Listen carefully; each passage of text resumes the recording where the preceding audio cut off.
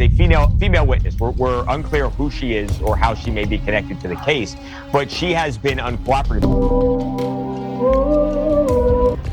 Because laugh a little hard, a little less, smile, oh, because you're...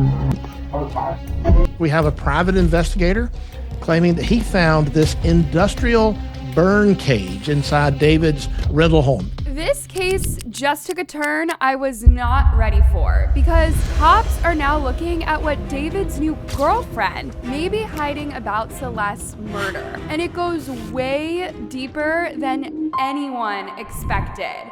There was an incinerator, a burn cage, allegedly found inside the Hollywood home David was renting at the time. That new detail is, of course, disturbing and complicates the whole thing. But before we even touch that part, we need to talk about the young lady who keeps popping up quietly in the background of this entire situation. The one people ignored at first, but probably shouldn't have. Her name is Asia Collins. She's been described as David's alleged girlfriend, someone in his inner circle, and for a long time, people treated her like background noise. Like she was around, but not really part of the story. But that part's over now, because her name keeps popping up over and over and over again, and not in a harmless way either. Because once the grand jury pressure started heating up, everything shifted. Reports started floating around about investigators dealing with an uncooperative witness. The reports specifically said the witness was a woman, and that's where Asia's name started coming up. TMZ even mentioned the possibility of a body attachment, basically saying this woman could be forced to show up or risk being arrested.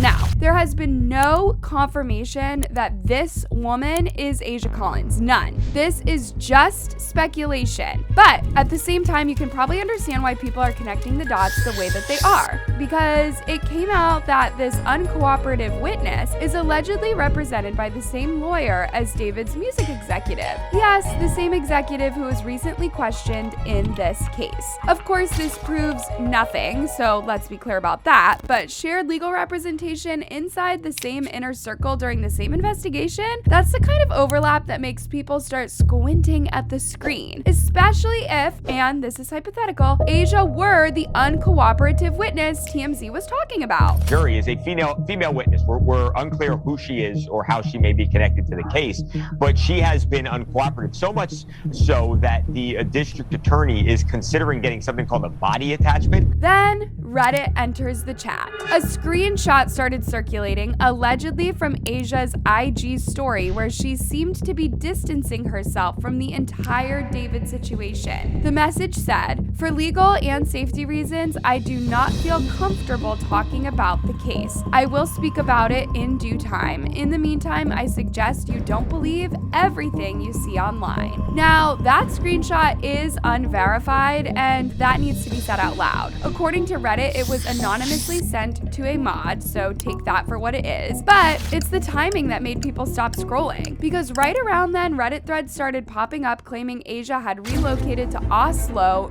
Norway. And people weren't calling it a move, they were calling it a get out of town situation. Reports have been circulating that David's close friend, Asia Collins, has fled the country. She's popped up posting a picture in Norway.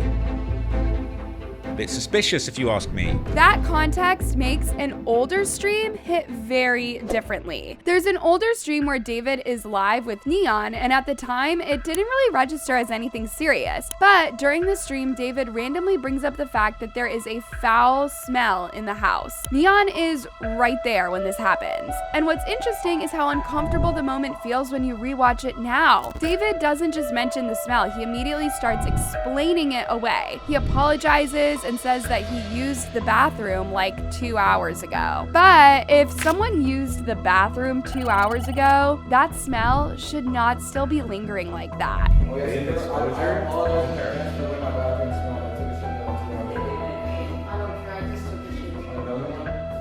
And then there's something else people noticed. There's a girl in the background of the stream. I believe her name is Sakura. She's wiping her nose a lot. She looks uncomfortable, almost like she's reacting to something in the air. The smell is only really explained to her. It's like the explanation is specifically for Sakura, while everyone else in the room already understands what's going on. Neon doesn't question it. The other girl doesn't react much. It's almost treated like something they are already aware of.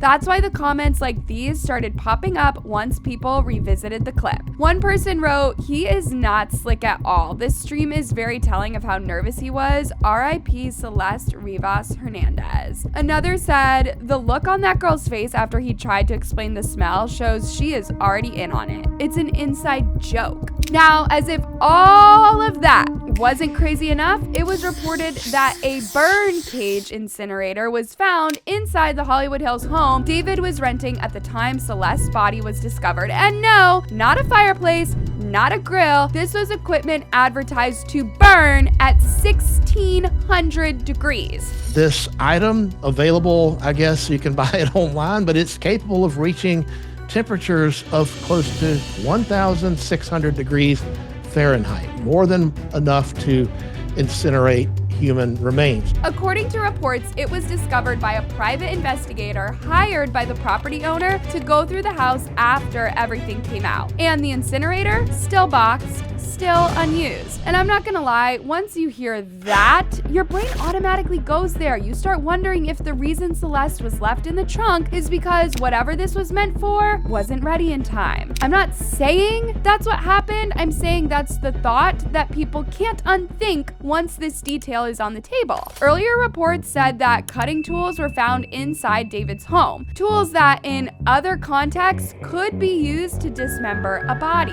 But he claims, basically heavy machinery and farm equipment, equipment that you could use to potentially get rid of a body. Again, not making any claims, but putting those two details next to each other, it's uncomfortable. Once you sit with that for a second, it kind of messes with everything else.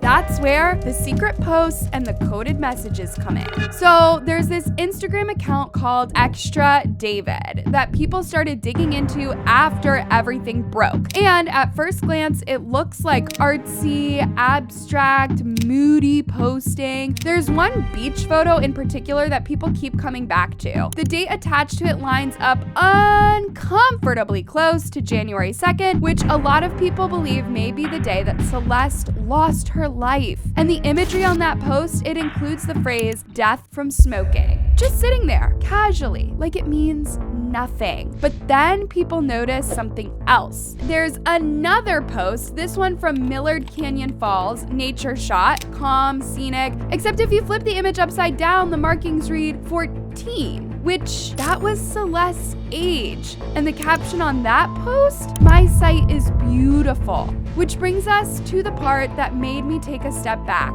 And once you see it, yeah, it's uncomfortable. The Unsent Project. If you don't know what that is, it is basically an online archive of anonymous messages people never sent to their first love. You can search it by name. Anyone can submit. Everything is anonymous, and that's important because there's no way to prove who wrote what. Now, when people searched the name Celeste, the messages that came up were unsettling. Things like, "I'm sorry about everything, and I miss your pretty voice, Sally Cell." Another one said, "You will forever be the one that got away. I hope that invisible string theory exists for us." And then another one says, "Maybe in another life where things didn't pull us apart." Again, could be anyone, except that phrase, invisible string theory. Because David has a song titled Invisible String Theory on his 2025 album, Withered. Same wording, same concept, same idea of being tied together by something unseen. Yeah, so basically it's like this, it's a South Korean ideology where from birth, we're connected to our soulmate. Could be a lover, friends, teachers, anybody. You're connected to them from birth, and you're led to them through the course of your life to meet them or, interact with them at some point and to help them, or they add something to your life. It's almost transactional. And I am not saying those messages came from him. I can't say that. Nobody can. But when the same phrases start popping up across anonymous messages, song titles, lyrics, and posts, all circling the same name, it stops feeling random. It starts feeling like something is leaking through the cracks. And the scariest part, it doesn't feel finished yet.